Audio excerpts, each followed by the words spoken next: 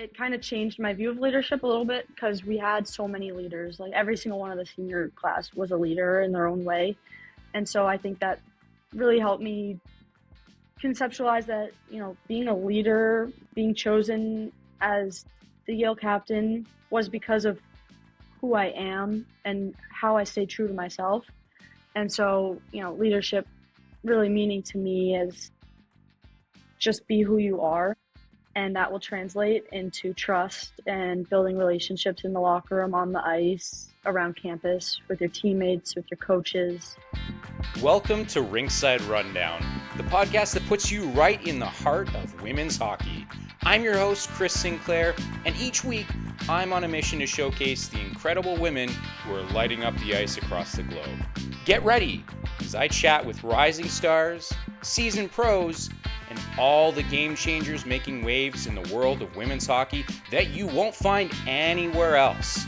So, let's dive into the exciting world of women's hockey and make sure to click that subscribe button so you never miss an exciting episode. Hello and welcome back to Rinkside Rundown, the podcast that brings you inside the world of women's hockey, one story at a time. I'm your host, Chris Sinclair, and today's guest is a forward whose combination of leadership, skill, and championship pedigree has her poised to take the next big step in her hockey career. Anna Bargman, captain of the Yale Bulldogs, has been a force on the ice and a leader in the locker room, a state and national champion. She's carried that winning mindset into the NCAA, where she's helped shape a Yale program on the rise, both as a player and as a person. Now she's preparing to declare for the upcoming PWHL Draft, ready to turn the page and chase a professional dream that's never felt more possible. Anna, welcome to the show. How are you doing? I'm good, Chris. Thank you so much for having me. Thank you so much for doing this. I am very excited to learn more about you, hear your story. It's such an incredible one. But before we do that, this is the inaugural episode of these questions that I have coming up here. This is going to be a fun little game that we're going to play. It's called Pick One. Nice and easy. I'm going to give you two options. You have to pick one. Just go with your gut. Don't overthink it. I just want you to, whatever feels right, just go with that, and we're going to run with it. Just a few questions for you, okay? How does that sound? Sounds good. Let's do it. Okay. First one for you. Early morning practice or late night game? Late night game. Okay, good. Game-winning goal or highlight reel assist? Highlight reel assist. Okay, there we go. Learning about you already. I love this. Beach day or mountain hike? Mountain hike. Okay. TikTok scroll or Netflix binge? Netflix binge. A pass first or shoot first mentality? Oh boy, pass first. Okay. Dining hall breakfast or team brunch out? Team brunch out. Okay, this one is you're studying, you're preparing for a big exam. Are you listening to lo-fi beats or are you just going silence all the way? Lo-fi beats. Okay. Last for you, are you reading a book or are you listening to a podcast? Listen to podcast probably. Okay, great. Congratulations. You've now completed the inaugural Pick One segment of the show.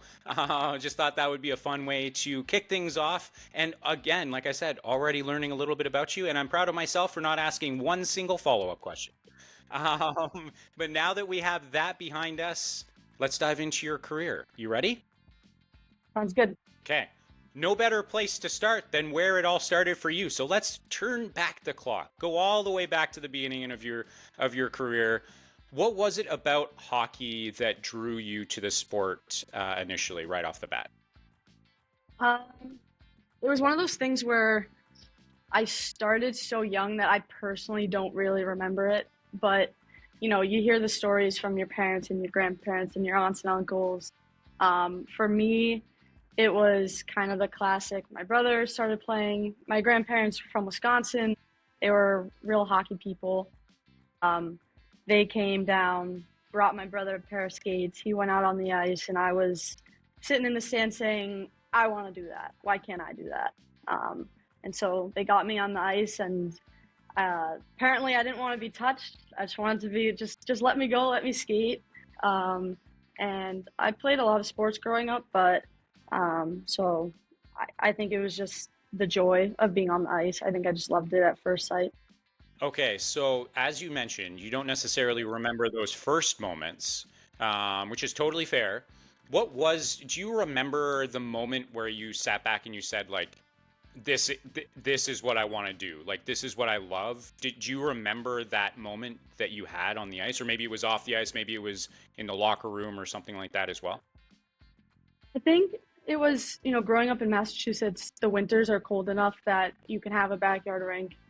And so my dad would build us a backyard rink every winter. And there's like a little sticky note that my parents have in our house. And it says, I wrote it and it was like, good morning. I went out to the backyard to skate. See you later. Because they were like still sleeping. And so I think just being out there by myself, being able to, probably talk to myself, she shoots, she scores, like that kind of thing. I think I just found a lot of fun in the sport.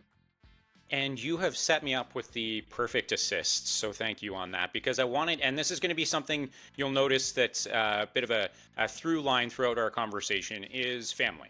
So you've mentioned right off the top here about family, but I want to know, especially early on in your hockey career, maybe before junior, but also for sure during in junior as well. But what impact did family have on you, and how did they support you, and what was that like growing up with your family there behind you, supporting you all the way? Yeah, it's definitely always meant a lot. Like I said, I played a lot of sports growing up. And I think the fact that my family didn't really push one or the other on me and my brother, they kind of just let us explore and figure out what we liked on our own. And so growing up, that was something that it kind of felt like my thing. Like I'm the one who wants to play hockey. So it always brought me joy. And then my parents come to everything. Like they came to like 130 out of 133 games or something at Yale. Like they would make every trip. And so it's just meant a lot that they've always been there, whether it's a good game, bad game, everything in between. Yeah, and I kind of want to know as well, when you think about Massachusetts, it's quite the hockey rich or sports rich place. It has a long tradition of being, high level sports and of a variety of sports at that as well. How do you think that sort of tradition of Massachusetts being such a sports forward place maybe impacted or influenced you as an athlete as well? Yeah, Massachusetts definitely has they've always had a lot of teams that have been competitive. And so there were a lot of boys teams. I played boys for all the way up until checking. And we were always like a very competitive team. And then switching over to girls, there's like, the Wizards, Breakers, Asbet, Eagles. So states are always super competitive. And it's one of those situations where everybody, even though there's so many people. And it's always competitive and it's always fun. So then, going into college, people on all the other teams that you're playing, even though everyone took a different path to get there. We all started from Massachusetts. So it's pretty cool. Yeah, and I don't want to forget to ask, but you've mentioned a couple of times being a multi-sport athlete early on in your career, especially. Um, how do you think being a multi-sport athlete has helped you to become an even better athlete, or maybe more specifically, an even better hockey player? Hmm.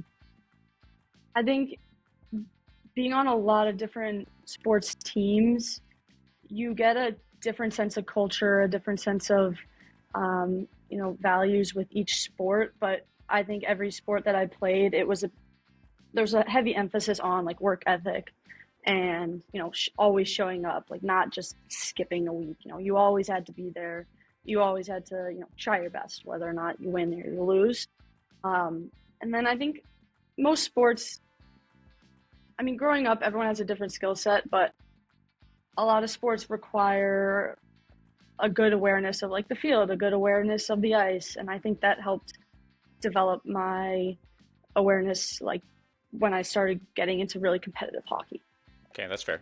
Um, I also, and maybe this is a better question for a little bit later, but I'm going to ask it now as well. In regards to trying to find that balance between being a great athlete, especially as you mentioned, not just being an athlete in one sport, but being an athlete in a number of different sports, but also balancing that out with academics and making sure that your education continues to be something that's super important for you.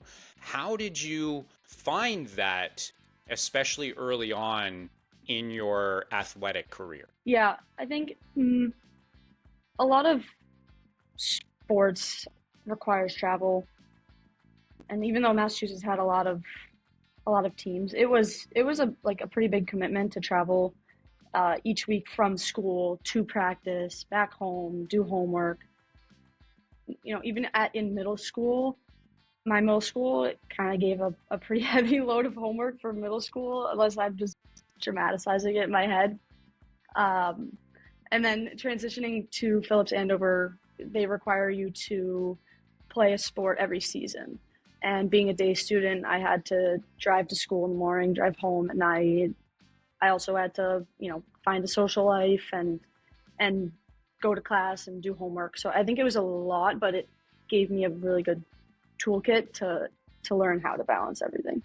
Yeah, and maybe if we could, maybe let's expand on that a little bit as well, because I do want to know, from your time, your junior career with, Phillips Academy, the East Coast Wizards, I want to know as well, what were some of those core lessons that you took away from your time in your junior career that you still carry with you even now that you're preparing to embark on an exciting professional career?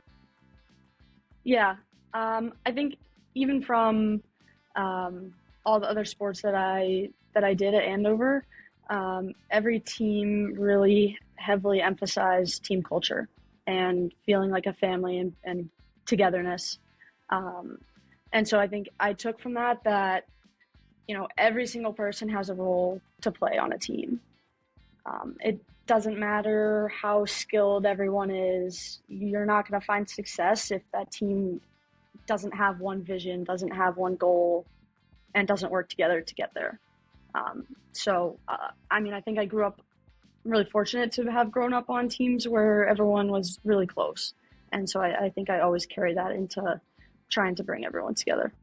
Yeah, and not to jump too far ahead, but I can see now at least part of what makes you such a great leader. So I'm excited to dive into that part of your collegiate career. But before we wrap up your junior career, I do want to know as well, like starting off your love of hockey, were there role models, were there influences? I know that you had mentioned, the, brother aspect of things as well, but were there those specific role models that you could, maybe it just shape your game, after, or maybe it was, who the kind of person that they were off the ice? Were there those people in your life growing up? Yeah, I think there's a few that come to mind. Like starting earliest when I played boys for the Valley Junior Warriors, they always did camps in the summer.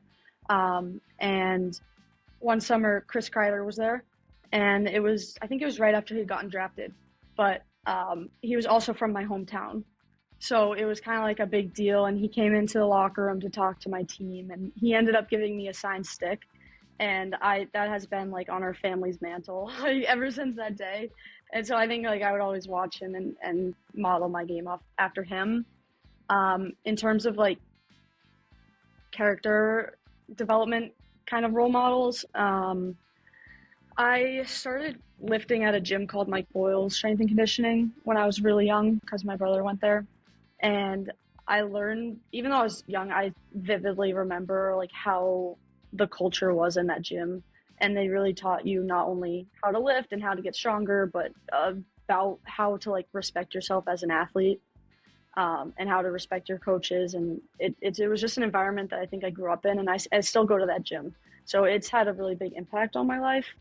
And then more recently, one of the Andover hockey alums and Yale hockey alum, Charlotte Welch, I think I kind of followed in her footsteps a bit, and I really looked up to her. She was like, wow, that's Charlotte. Like, wow, I'm going to school with Charlotte. Like, I don't know. That was just really cool for me. I love those answers. And I love that there's a variety, right? Because it doesn't have to be just one person. There can be a multitude of individuals who can help impact, your pursuit of something that you enjoy as well. So that's fantastic. Mm. And speaking of pursuing something you love, let's transition now to the next chapter of your life, Yale. Maybe it seems like an obvious starting point for us, but why Yale? What was it about Yale that you said, you know what, like this is going to be the right spot for me to really propel my career forward? Yeah. I think at a base level, you probably hear this a lot, but stepping on campus and it's just like that feeling. You're like, oh, it's a gut feeling. Like this feels like the place I can spend 4 years and really enjoy. I think also in my process, I thought a lot about, what happens if you have a career-ending injury? What happens if you get sick and you can't play? Are you still going to love the school? And I think I felt that with Yale. I also, when I went to visit, I watched a game. They were playing QPAC, and they took me down to the locker room in between periods, and I probably like super shy, like didn't really like want to say anything, but they brought me in between periods and they sat me down in a locker, like between two people, and it just felt like, wow, like these people are just accepting me with. I might have been weird, I might have been shy, but it was very. I was like, wow, this is a family. This is an organization that's being built upon those values. So that just kind of reassured everything for me. And in that moment when you were sitting in the stall, did it cross your mind that in that moment, like it's like, yeah, like I can see myself sitting in this stall? Like, did you feel yourself kind of just falling in love with the like you said, sort of the culture and what Yale could offer you in that moment as you were staring in the locker room? Yeah, I think, funnily enough, I think the majority of what was going through my mind, besides the like, oh, being accepted and sitting in the stall, was they had like a huge snack table up front. I was like, wow, like they can eat between periods, like they provide them food and all that stuff. So I think that's probably what I told my dad first thing. But yeah, I definitely could see myself in there. Yeah, it's funny because it's not always the obvious things that go Yeah. into the decisions that you make when it comes to where to take your career. I love that. As I had mentioned before, in regards, and this is another one of those through threads, so to speak, of our conversation. But when, especially with a school like Yale, there is a lot of academic pressure. There is, it's a very prestigious school. How did you find the balance? You'd mentioned, early on, understanding the importance of creating that balance between athleticism and academics, but especially now, that's a huge step up. How did you find it early on in your collegiate career, trying to find that balance? And then how did that maybe evolve throughout your collegiate career? There were definitely definitely came in with knowing, okay, this is going to be a big step up, but I do have that toolkit. It still hits you pretty hard, I think, just because the time commitment of the hockey piece goes up. But for me, definitely relying on my teammates and the upperclassmen. They were always super helpful. Just kind of getting it straight in my head that it's like, okay, I have two number one priorities. It's not hockey first, it's not school first, it's do both simultaneously. Not at the same time, but like throughout the day, do both.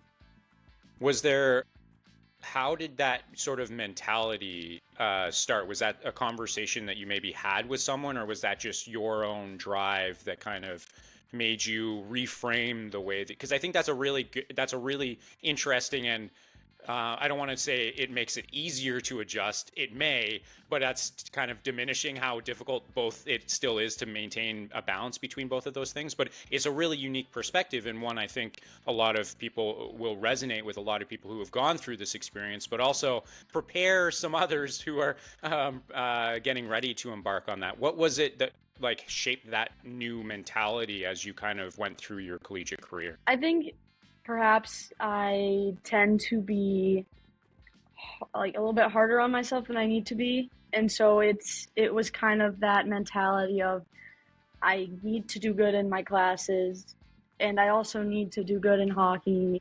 So it's what is the time crunch here? Like, get out my calculator and calculate at what time do I need to be done with my homework in order to get enough sleep to get up and go to practice and do well, you know? Okay, that's fair. Yeah. Now that you're, as I mentioned off the top, and we're going to get into it, but now that you're preparing to embark on this exciting new chapter of your life, I wanted to take a moment to give you a moment to reflect on what Yale has meant to you, not just on the ice, but also off the ice as a person. Yeah, it was always a dream, I think, to play college hockey. And at that time, it was the end goal because there wasn't really much, out there afterwards. But it definitely has shaped me as a person and as a player. Coming into Yale, I don't think I was as equipped to, tackle new challenges with confidence. And so coming to a new campus, that was far enough away from home that I had never lived away from home before. Meet all new people, take new classes that I had never heard of, to pick a major that I really wasn't sure of. And then to get through it and get to the other side and say, oh, like I did it. I did pass that class. I did pass that test. I studied hard for it. I think I really felt it this year going in and tackling new challenges. I felt like, okay, I can do this. I can tackle it. And I feel like I now have more of a toolbox to look at new things with. Yeah, I guess if you don't mind maybe expanding on that a little bit as well, because I think that's worth celebrating is, those challenges. It's not easy to it wasn't that you were only going to school. You were also trying to be successful and propel your hockey career on the ice as well. And to try to find a balance there isn't easy, but to have proven to yourself that you're capable of doing that, just talk a little bit more about that, especially with looking forward, what that will look like, declaring for the PWHL draft and going to a market that may be even further away from where you're used to from home, right? Yeah, I think it's definitely taught me to, maybe in the moment I was overwhelmed, but to really take a second and reflect and be like, okay, I'm proud of myself for doing that. And I know that my parents are proud of me for doing that. Even if I had failed, they're like, we're proud of you for even trying. So I think it's one of those things where it's like a little mantra that you have to say to yourself, okay, as long as I put my best foot forward, there's nothing I can look back on and regret. So it's really something that I think has helped me, not only like stepping on the ice. Okay, as long as I try my best, I can't regret what I put out there. Good answer. Ooh, that was good. That was great. And I think with advice like that, I think what's great is that it isn't just targeted at an athlete. It can be anyone, right? As long as you do the best that you can be proud of what you did. Whether you passed or whether you failed, as long as you did your best, there's also always lessons that you can learn in those moments too, which is really an exciting part of life as well.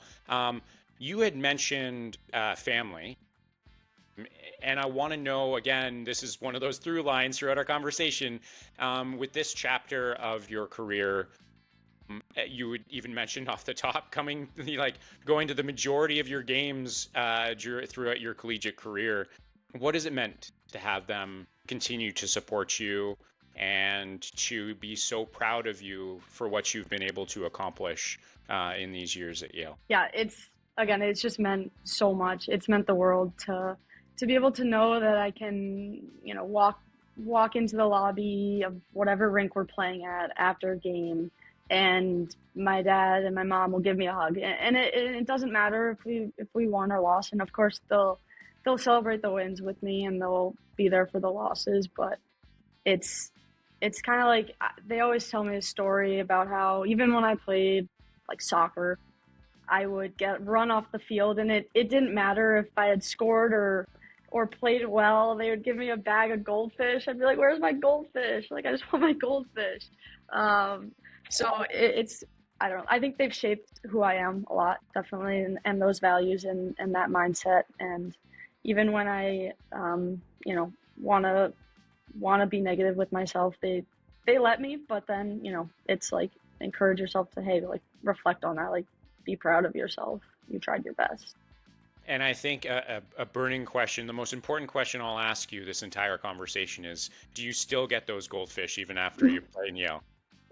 No, I don't get the goldfish, but my mom loves to bring me snacks. So she like never comes empty-handed to my games. So I like never have to go grocery shopping. She just brings me food after every weekend.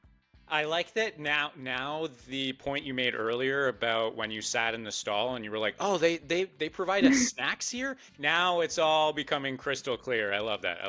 Mm-hmm. I shifting gears a little bit here. As I had mentioned, captain of the team, you were named this past season. As a leader, I know that it is I'm going to say just a letter. It is a letter. And that really anyone on the team or everyone on the team can be a leader in their own way.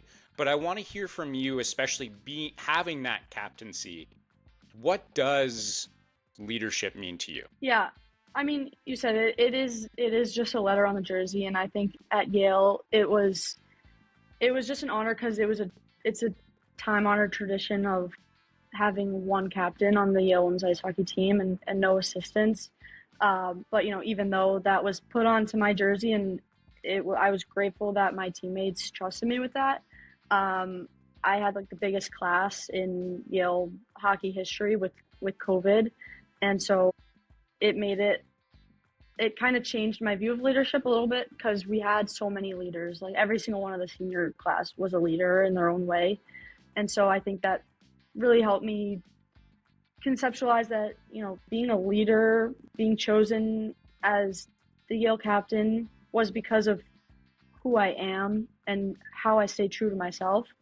And so, leadership really meaning to me is just be who you are. And that will translate into trust and building relationships in the locker room, on the ice, around campus, with your teammates, with your coaches, just with everybody. So it was definitely a huge honor, but I couldn't have done it alone for sure. Do you think that over your time with Yale, your perception or your conception of what leadership means, do you think that it evolved for like when you were watching these previous leaders do their thing and showcase their leadership skills? Do you think that it helped to like change what you perceive to be a leader, or is this always like at your core you had these values, and sure some things will have changed, but you had these core values associated with yourself even before you went to Yale? Yeah, I think growing up, I at Andover we had captains. At the Wizards we didn't, and I think I learned a lot from every single team, regardless of who the leader was. But I think what was most important was how they led, and every single person that I've had be my captain led differently. And even in my first 3 years here at Yale, all three of those captains led very differently. But it wasn't necessarily one of those things where you're like, oh, the success was because of this one thing, or they were really good because they did this differently than the last person. And I think that throughout those 4 years, that really resonated in my mind to the point where when I was named captain, I was like, I can take what I thought was effective from each of these people and adapt it to who I was. Okay, yeah, that was going to be a follow-up question that I had for you was, how do you kind of take in and soak in the leadership style, the various leadership styles, and mix that in with who you are as a person as well. So I can respect that because I think that's a natural approach to it. You have your own core values, and then you kind of see as you're growing and as you're maturing what works, what doesn't work. But I want to ask as well, speaking of maybe working and not working, when you think about your time as a leader, what were some of those times, or maybe there was, maybe it was on the ice or maybe it was off the ice, that really challenged you as a leader, and that really, like, when you walked away from it, just like you've done so many times throughout your career, you were proud of yourself with how you dealt with it when you walked away? Yeah, I think there's times where you know that like something should be said, but you don't know what to say. And I think coming into this, there were instances where I was like stewing and stewing and stewing and overthinking, what's the right sentence structure for this? What's the right word? What's the right tone?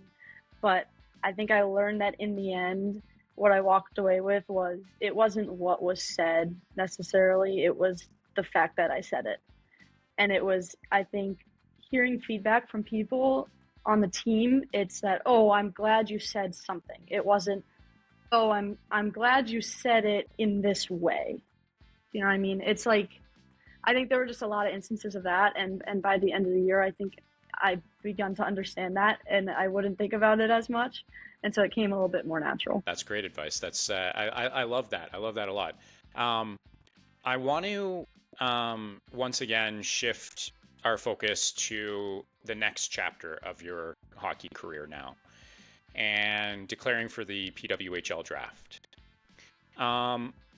First of all, congratulations, because this is a huge, huge moment. The giant smile on your face tells me exactly how you're feeling right now.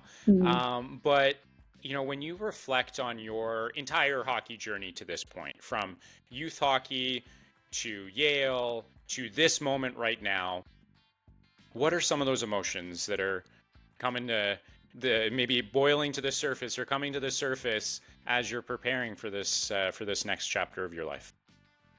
Definitely a lot of excitement. I think it's natural that definitely a little bit of nerves mixed in there too, because you can never be, you can't tell the future, you don't know what's going to happen, but definitely just exciting that I have this opportunity to enter a draft, to talk to you, to get people to get to know who I am in a realm that's beyond college hockey, which is what I said before. It wasn't really a thing not too long ago, and to have the opportunity to be in that group of role models for girls who are younger, who not like us can grow up and look at the PWHL as the end goal and not be like, oh, I'm going to play in the NHL, Well, yeah, and I'm glad you brought that up, because I think it's absolutely worth having a conversation around in regards to, when you were growing up, it was very much, obviously, regardless of whether there was a league or not, having an education was, of course, very important.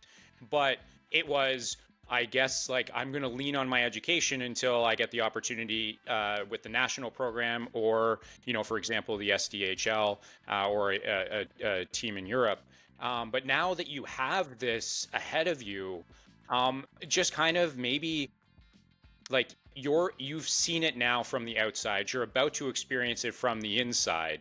What does that mean to you to have now gone from a position where you didn't have it to now it's within your grasps, and you're going to find out in, a couple of months where you're going to be playing? It's, even hearing you say it now, it's definitely super surreal. And I was thinking about it the other day because, growing up on a boys team, it's like now I can look at them and be like, oh, like so and so's in the NHL. Like that's so cool. I played with a pro player. There's a picture of me with someone who's in the NHL now on our wall when I was like 6. But now it's like those boys can also say that about the girls who are on their team. It's like, wow, Anna's going to try and go pro. Like that's cool. Like I got a text the other day from a kid who was on my boys team who I haven't seen probably since the last day that I played boys hockey. And he was like, oh, my mom and I are watching PWHL game. Like, when are we going to see you out there? It's like that kind of stuff. That's just so cool. It's really surreal. Oh, that answer gave me chills because I had not thought about it from that perspective, in that for so long you were proud of the people, the boys that you had played with, and watching them be successful in their professional career. But now it's going to happen to you. That's wild. Yeah. And I also want to say in this, I don't want to forget, because the draft is being held in Ottawa, my hometown, and I'm going to be there, and I cannot wait to experience hearing your name called. So I just wanted to Thank throw you. that out there. It's really exciting.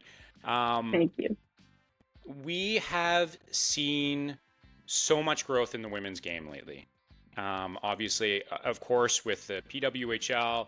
Now, as of recording of this episode, we just broke the women's world record for attendance in Europe with it was over 122,000, I think it was.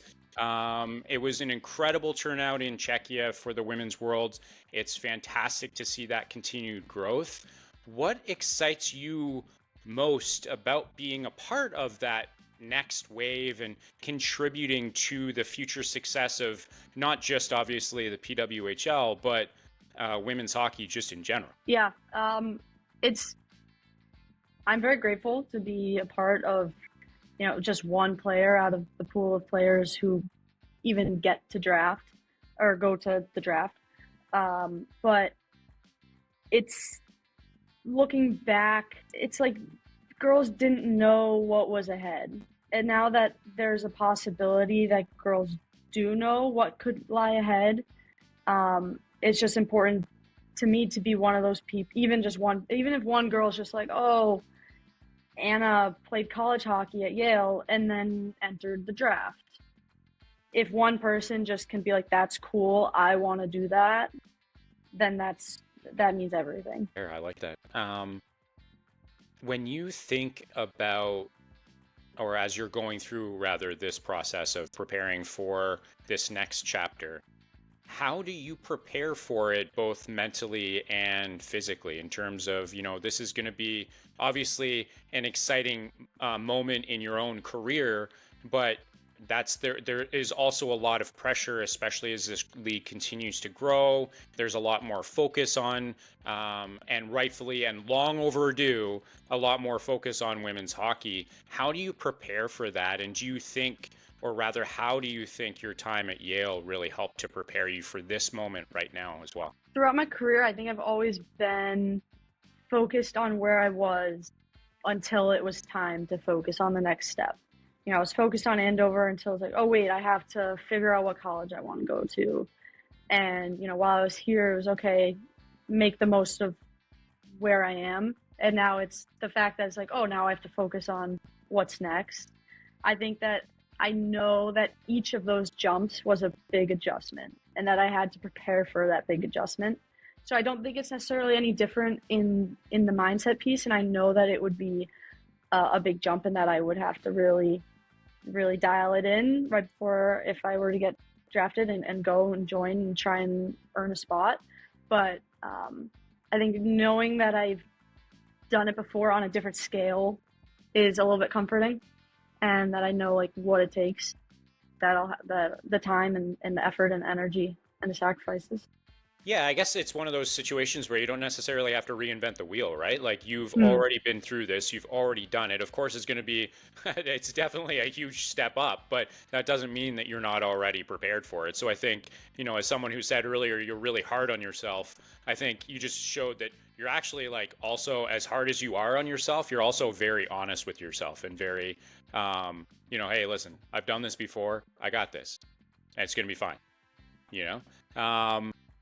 I I really want to know as well, when you think about this next chapter and how exciting it's going to be for you and this journey that you've been on. Maybe I know that you don't necessarily remember those exact very first moments when you first laced up the skates all those years ago, but what message might you share with young girls who are, watching the PWHL now, watching, for example, the women's worlds today, and dreaming of pursuing this as a career and following in your footsteps? What message might you share with them? Yeah, I think it's important for people to remember just to stay true to yourself. You don't have to change who you are. You might have to adapt what you're doing and how you're training and how you go about things, but you don't have to change who you are.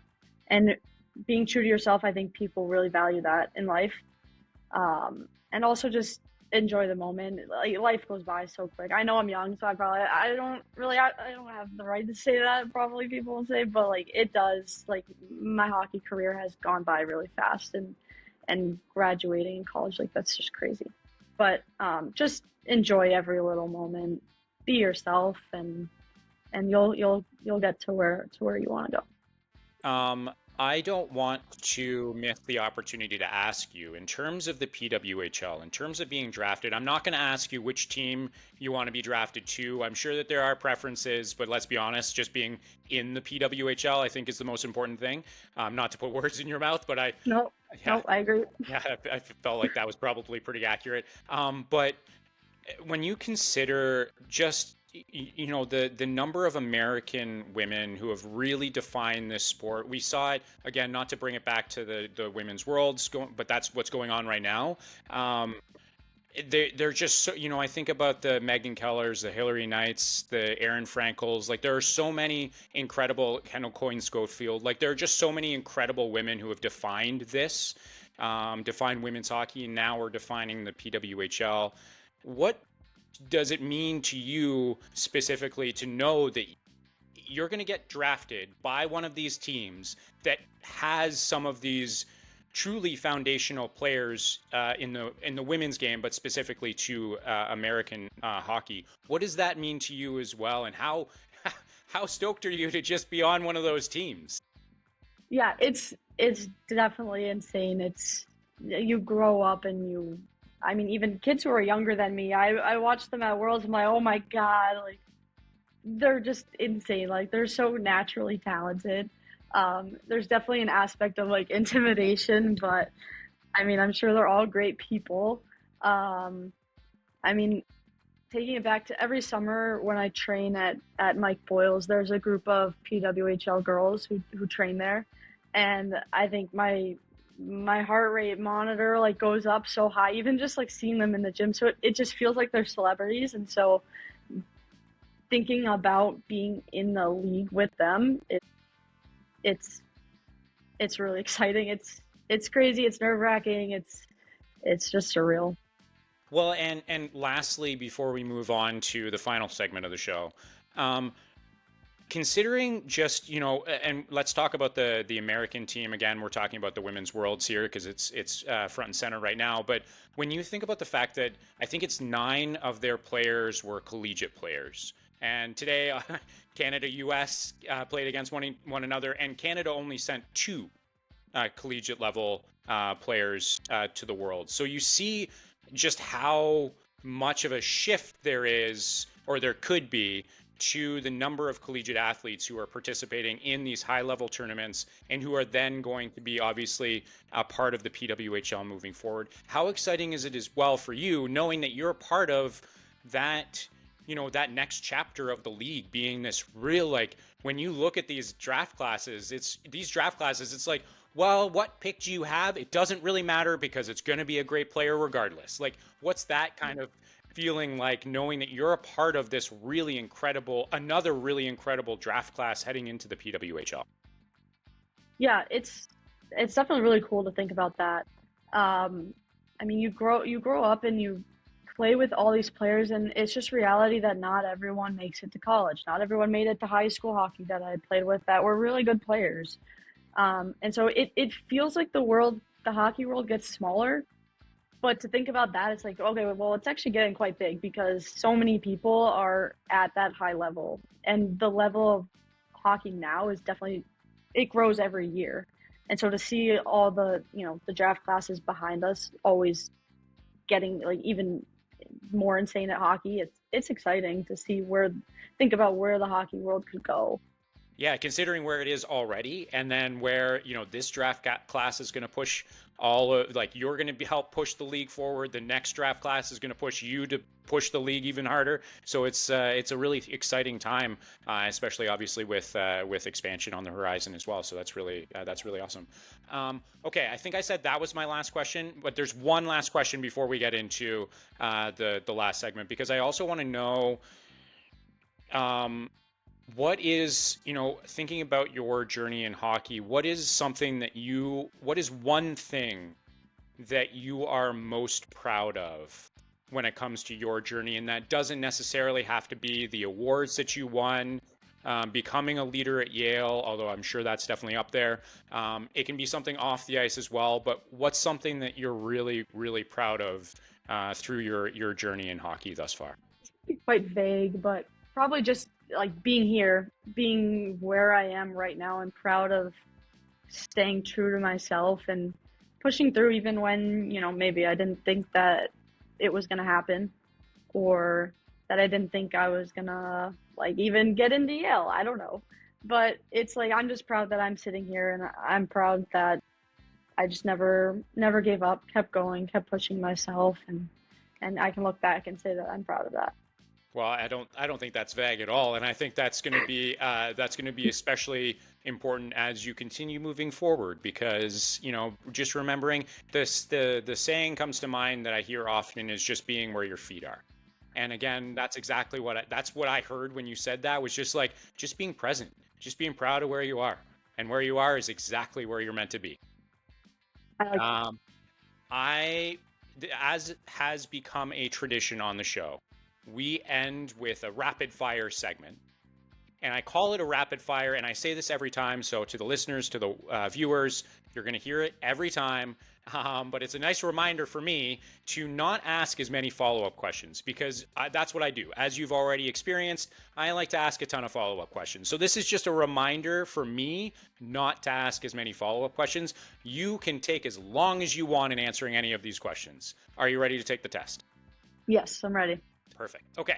Your go-to pregame meal? A smoothie or fruit. There's a bowl of fruit. Questions already up. I'm not going to ask any follow. I'm going to save them for other ones. What's your favorite cheat meal? So it can be a treat or a cheat meal, whichever you'd like to go with. Ooh, treat. Cheesecake. If you put a cheesecake in front of me, there will not be any left for you. Okay. Okay. Do you have a cheat meal? Like, would it be like pizza or something like that, or is it like your meal is just the cheesecake? Just the cheesecake with like some fruit on top. That's good. I mean, you got to be healthy, right? So that's fair. Sure. Yeah. Do you have any superstitions or game day rituals? I don't have any superstitions, but I did have a ritual throughout my Yale career for home games, because we would always sit in the stands with our line mates and have like a little discussion. But after that, I would always go down onto the home bench, and it's all like plexiglass, and I would like mime going down the stairs, if you could like imagine that. And all my teammates in the stands would watch, and they would laugh, and it was like, oh, you're going down the stairs? Yeah, I'm going down the stairs. You need anything? I don't know. It was just like a little skit that I had to do, and it made them laugh, and it made me smile. That's all that matters. That's great. I like that. Okay. The next couple here are going to be music based. So I want to know from you, when it's game day, or maybe it's just practice, maybe wherever we go with this, what's your pump up song? What hits right? I'm not really a music fiend, but I do like the band AJR. It's got a bit of like techno in it. It kind of pumps me up. I got to start writing these down so that I know what you're talking about, because I've never heard it. It makes me feel really old. Um, okay, so you said you're not you're not really into that, which is fine. But I want to know, if you had the opportunity to select your walk-up song for the draft, what song would that be? Okay, I think it would be "I'm Gonna Be" by the Proclaimers. Do you know that one? Okay, yes, okay. Yeah, I like randomly will just break out into that song, and my teammates will be like, "No," No. but I love it. Seems fitting to me. Okay, one last one about music, and I want to know from you, when it comes to the dressing room, who owned the music in that dressing room? Who owned the aux, and what was played most often? Okay, kind of long-winded, but away games, it would be Ellie Ryder. She was also one of my roommates. But then for home games, our speaker kind of would like cut in and out with different phones. And my phone ended up being like the only phone that would connect and sound clear. So I would end up on it in home games, usually like second half of the season. But I would panic and I'd be like, somebody cue a song. Like, I don't know what to play. But so yeah, it was my phone, and it was sometimes like an Apple Music playlist or something. But I didn't feel like I was really equipped to choose the right song. Well, that's a lot of pressure too. There's a lot of people are expecting some really good results in that, so that's totally fair. Um, what's one thing that people don't know about you? I love to tell like silly little jokes, or like dad jokes, if you will. Okay, so I've reserved follow-up questions. Now is a time I will use it. Do you have one off the top of your head, a dad joke? Yeah, because my roommate gave me like a 50 hilarious dad joke book for Christmas, but this is a pretty good one from that book. What do you call a million rabbits walking backwards? I know I'm going to be really upset when I hear the answer. I don't know. A receding hairline. Oh. I knew I was. Oh, that was good. That was good. That's classic dad joke. I like that. Yeah, that book is paying off already, I see. It is, yes. Yeah. What's one word your teammates would use to describe you? I'd probably go with authentic. I could attest to that. What's something that remains on your bucket list? Tuna fishing. Oh, sorry, that caught me off. That caught me off guard. That was really specific. Why tuna fishing? I love to fish. That's also probably one thing that people don't know about me. I love to fish. I don't fish that often, but whenever we go on like a family vacation or something, I go fishing with my dad and find a spot and we go fishing. And so I would love to reel in a big tuna. Obviously, that would be a long trip, and it'd be going very far out to sea, and I'd be a little nervous for it. But I think it would still be on my bucket list. Wow. And here I thought you were going to say, I'd love to just travel. I guess in a sense you are, but just not in the way that I was expecting, which is what caught me off guard. So I appreciated that answer. That's good. That's good. Unfortunately, that wraps up today's episode. But I wanted to say a huge thank you to you, Anna Bargman, for joining the show, sharing your story. From growing up in Massachusetts to leading Yale as a captain, and now setting your sights on the PWHL, which is going to be super exciting. And again, like I said, I'm going to be there, so I'm excited to hear your name called. I'll cheer very loudly for you, I promise. Anna, it's been an absolute pleasure having you on. Thank you so much. Thank you so much, and thank you for doing this. It's really a great opportunity to get your story out there, and I think everyone really appreciates. Well, yes, and especially for someone like yourself, who is going to be a household name for many years to come, I'm very honored to have the opportunity to have sat down with you today. And if all of you enjoyed this conversation, don't forget to subscribe, leave a review, and share it with your fellow hockey fans. It really does help us grow and bring more incredible stories just like this one from around the world of women's hockey. I'm Chris Sinclair. Thank you so much for listening, and we'll catch you next time on Rinkside Rundown.